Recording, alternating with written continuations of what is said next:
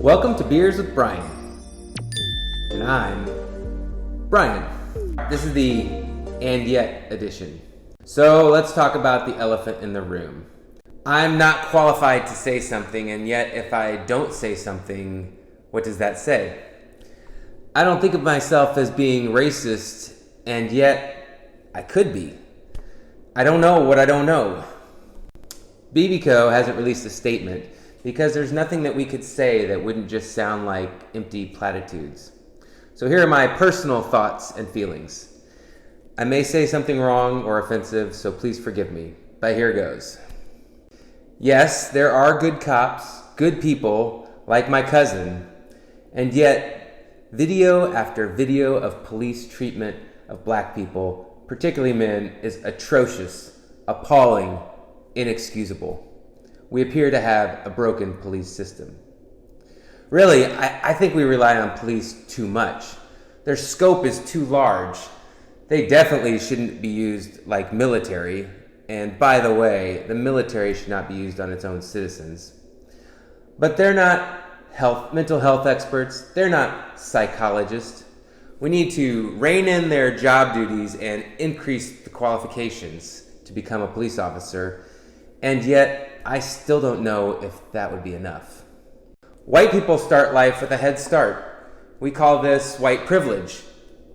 But babies don't decide what family they're born into. We each play the hands that we're dealt, good or bad.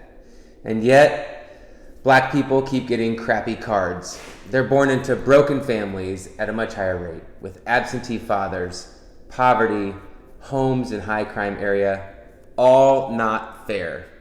Their incarceration rate shows that something is broke.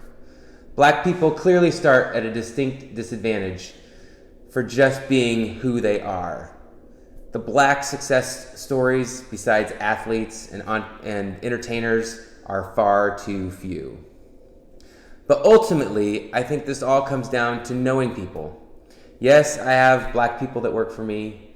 I have friends that I play basketball with who are black. And yet, I don't know them. I don't know what they've been through in life or what day-to-day living is like. To be honest, I would say the same about most of my white friends. We're just too busy, too connected to our devices, and disconnected from people to learn about, to care about, and to spend time with other people. And I'm as guilty as anyone. And yet, I hope that through awareness and intentionality, that things can change for the better. In lighter news, today's Curator Spotlight is Dan. Dano, Lieutenant Dan, Dan the man. Dan has been curating with us for almost 2 years.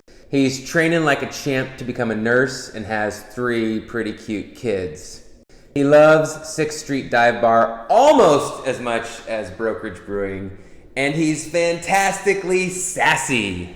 So, cheers to Dan. My beer recommendation for this week is Cinco de Taco. No. Hey, it's back. The Mexican style lager. 5.1% dry. A little bit of lemon or lime zest. A lot of sweet corn flavor, which pairs wonderfully with tacos. Yes. We didn't get to have Cinco de Taco this year. It will definitely be back next year, assuming no global pandemics. But this one made me want to think about Mexican beers. Poor Corona. It was the number 5 beer in the world, and I am sure it is not up there anymore. The difference a name makes, right? Actually, Mexican beers are primarily lagers because of German and Austrian immigrants in the 1800s. Specifically, when the Mexican emperor, they had an emperor from 1864 to 1867, 3 whole years, Maximiliano I was from Austria, and the Vienna lagers took root in 3 short years, and lagers are what we've got in Mexico nowadays. Some dark, some light.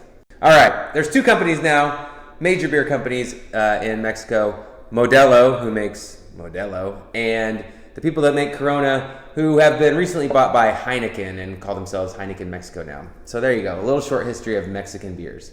All right, this weekend's best bets. Still no major events happening, though the weather outside is getting consistently nicer. So I'm gonna preach what I always preach. Get outside, have some fun outdoors. And next week at BBCo, food trucks galore. That's right, we got Guac Box on Taco Tuesday, EMT on Farmers Market Wednesday, RTB on Friday, and Wojo and Mojo Saturday. So come on down and find all those people. And if you haven't already, subscribe and like. See how they flip that around? That's cool. And remember, keep wearing those masks in public places. Keep washing those hands after you touch your face or other things. And make sure you're staying social distance. Let's get this in the past as quickly as possible. Cheers, everyone.